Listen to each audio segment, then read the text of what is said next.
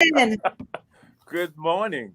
Good morning. Good morning. Good morning. Thank you for saying yes to coming on the Own Your Now show. We are so excited to have you.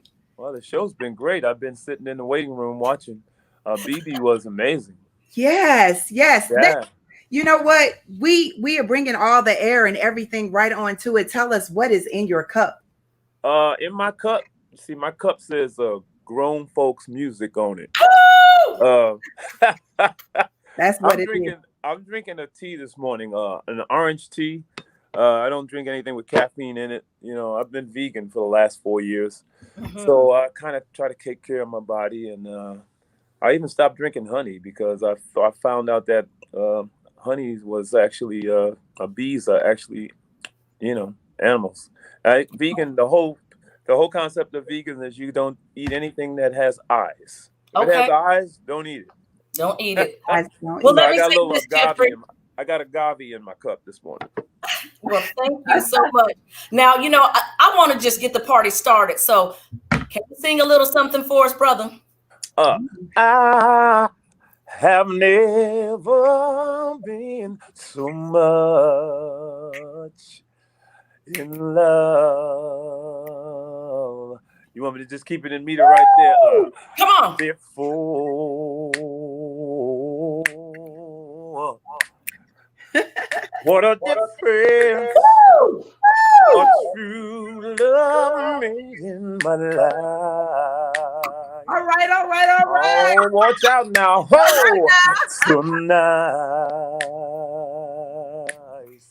Hey. So right.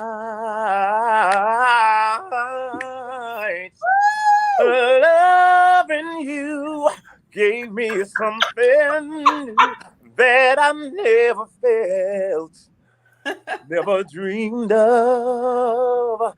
And something's changed. No, it's not the feeling I had before. And we're going to go to band. Okay. And what we have is much more than they can see. Stop it.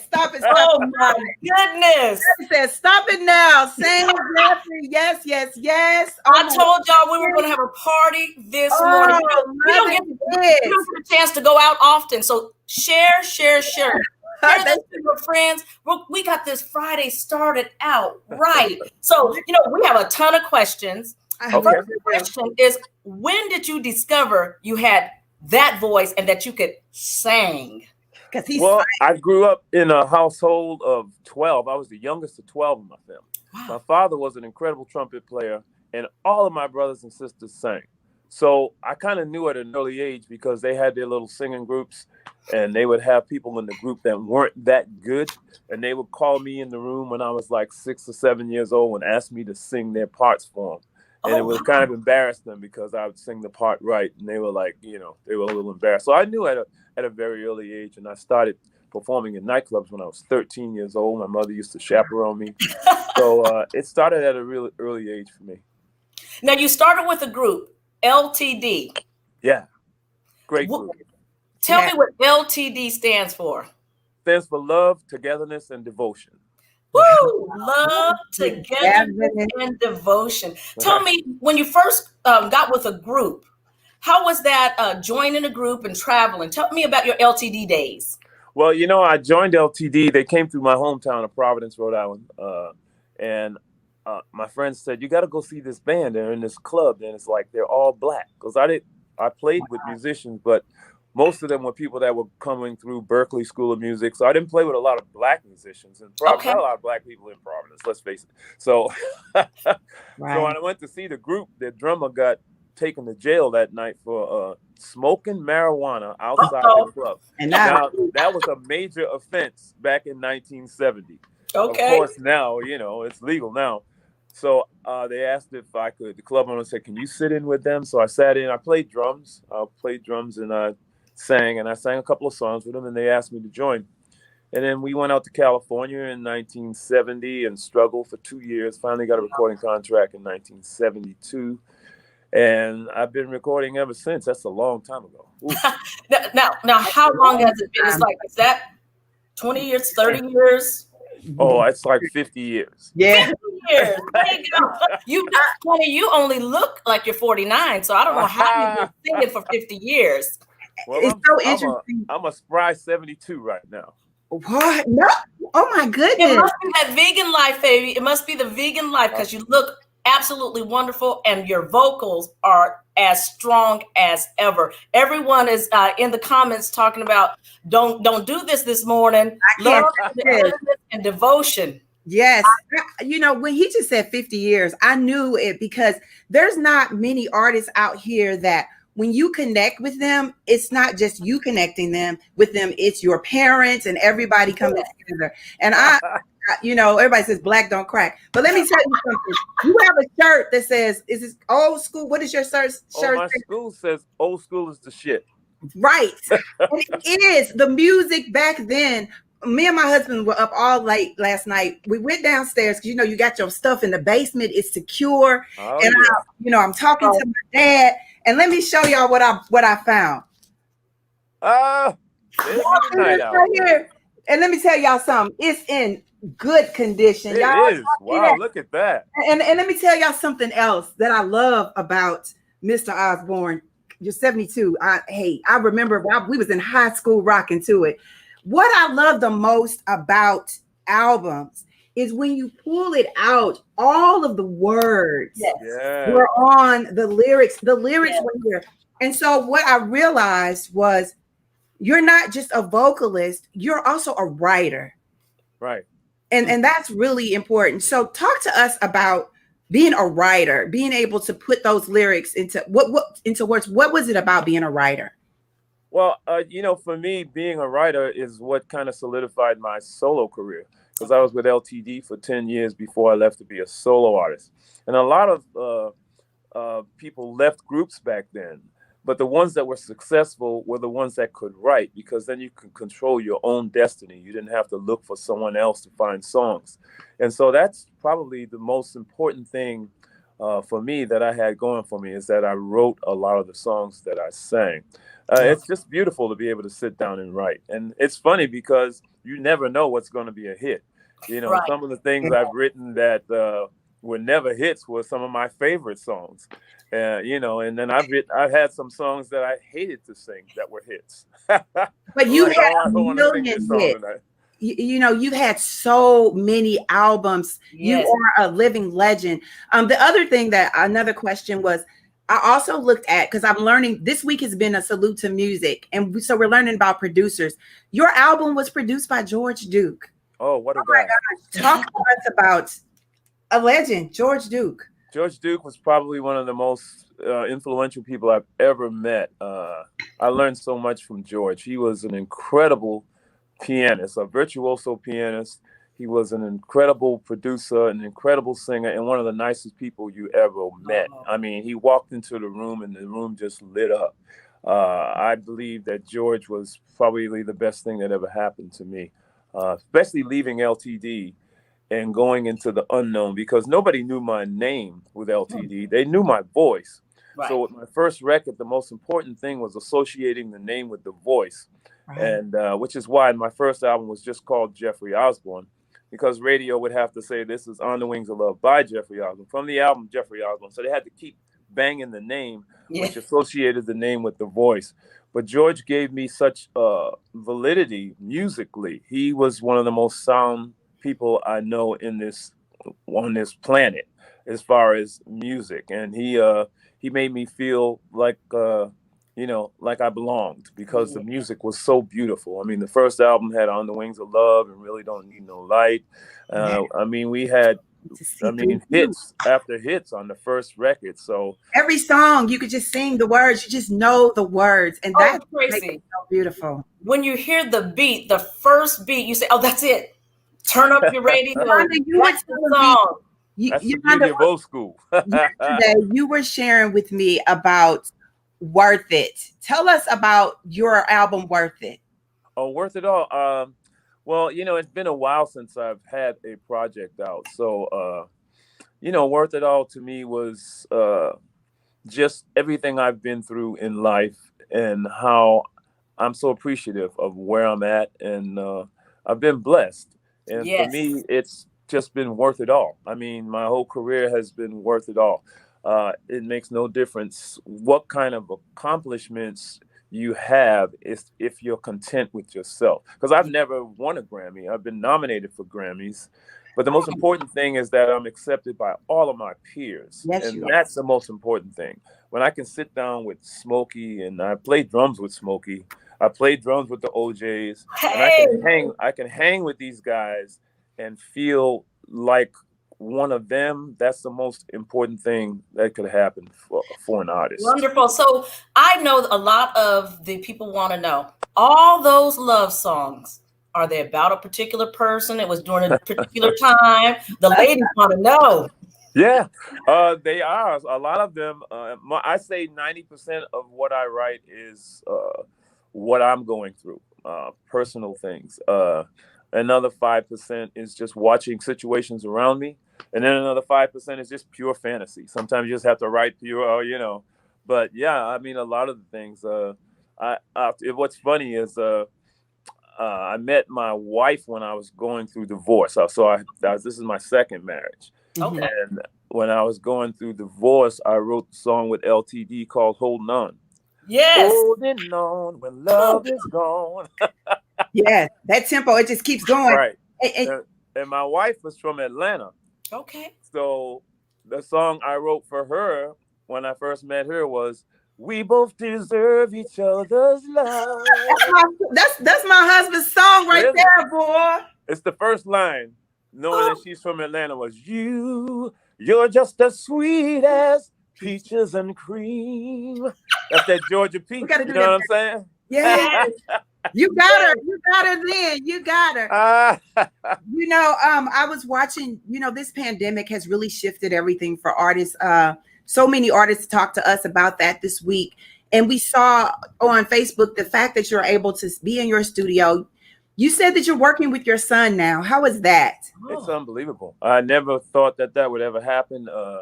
My son was always into basketball. He went to college, played basketball. So he wasn't really into music. And then he came home one day and said he was in the dorm with his guys, and I'm a rapper now. I'm like, you don't know nothing about rap. You don't know nothing about rap. You got to live rap. You're a suburban kid. He's like, no, I'm a rapper. So he got into music, and he started making his own music. And now he works with me. He's my sound engineer. He does all my live shows. He's an incredible sound engineer. So we did a song together on the Worth It All album, and I wrote it with him, and he did a little rap on it, and it was great. It's just great to do live shows and to bring him out on stage with me, and then he goes back to the soundboard. And people we want to bring on stage with you. Tell them about it, Yolanda. Tell them about our guest. This is going to be incredible. Take a moment, everyone. Share, because this is a once in a lifetime for these young ladies who are going to come on and woo with Jeffrey. Uh-oh. So we had a contest, Jeffrey. What? We asked our listeners, our viewers, what was one of their favorite songs? And I know you probably hear that all the time. You'll probably be in the grocery store and people are saying, woo, woo, woo, I can't sing, but I tried. So we asked our viewers, would they be interested in coming on and singing with you? So we would like for you to do the woo-woo part and then ask them to follow you. And then we have some great gifts for all the participants. So we bring on our first themselves. Let them unmute themselves so we can make sure we hear everybody. Should we have Gabby and BB participate as well? You know what? You know they can woo-woo. You know that. Let's bring Gabby back because she didn't get a chance to sing. So let's see if we can get her back so she can woo-woo with Jeffrey. What's up, Gabby? Hey, how are you? I'm great.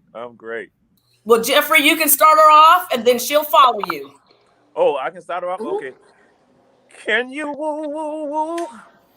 Can you woo-woo-woo? Can you woo-woo-woo? Should be mine, oh mine. Can you woo-woo? Like a woo? Oh, go ahead, girl.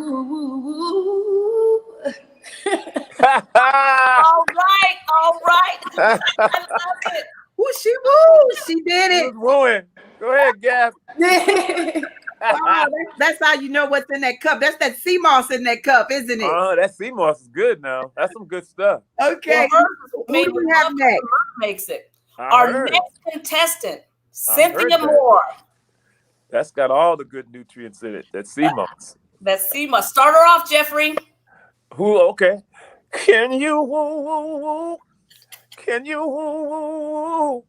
Can you woo woo woo? Should be mine. Oh, mine. Yeah. Can you woo woo woo? Go ahead now. Can you woo woo woo? Can you woo woo woo? Should be mine. Oh, mine. Oh, yeah. She did it. She did it. In the morning. Cynthia's from California, so she's out there on your time zone, Jeffrey. We appreciate it. You know, we do this every Monday through Friday. It's all about inspiring and uplifting and empowering. So everybody, let us know where you're tuning in from, because we want to know while we're up here woo woo wooing. Okay, so thank you, Cynthia. You did it. You did it. Thank you. You did it. So our next guest is Violet Grant, and she's coming in from St. Louis, Missouri. Let's see if we can get Violet in. Violet. Good morning. Good morning. You ready? I'm ready.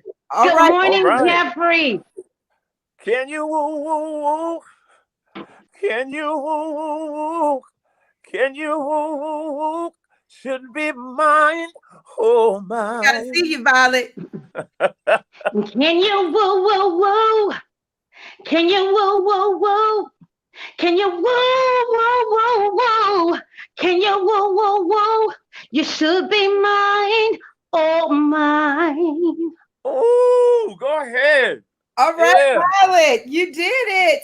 I love you, Jeffrey. That was great. That was unbelievable. All right. Thank you. Okay, let's see. Who do we have next? We're going to bring in BB. Yes. Let's wrap it up with BB. Let's see.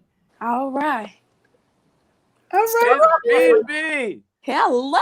Oh, I love you, man. You sounded so incredible. You. Thank you so much. Congratulations on your record also. Oh, thank you very much. I appreciate you. I don't need to sing for BB. Oh, no. Let me get it one more time just so I can see how I'm going to So how you going to do it? Yeah. Okay. Can you woo woo woo? Mm-hmm. Can you woo woo woo? Mm-hmm. Can you woo woo woo? Should be mine. Oh, mine. Can you woo woo woo? Can you woo woo woo? Can you woo woo woo? You should be mine. Thank you. Oh, that was so much fun. Wonderful. Thank you, BB. Oh, my goodness. That's always fun. Great. So I told you it was a once in a lifetime chance. You can sing with Jeffrey Osborne. Thank you to everyone who stayed tuned. We've gone over a little bit. I know you don't mind. So we wanted to know, everybody start dropping your affirmation words in. We ask everybody their affirmation word. So we would like to know, Jeffrey, you have done so many different things in life. You continue to inspire, uplift, and empower us. And we thank you for it. We thank you for saying yes during such a time as this. What is your affirmation word? My affirmation word is love. Because I always say, what the world needs now is love, sweet love. It's the only thing that there's just too little of. Woo. And that's for sure. And what we really need now is love, and to bring this all together. There's so much going on with the COVID and the social injustice and the racial tension. It's just too much right now. 2020, oh my God, I never thought that I would see all of this like this in 2020. And we're in California with all the wildfires. On top of all this, there's people getting burnt out.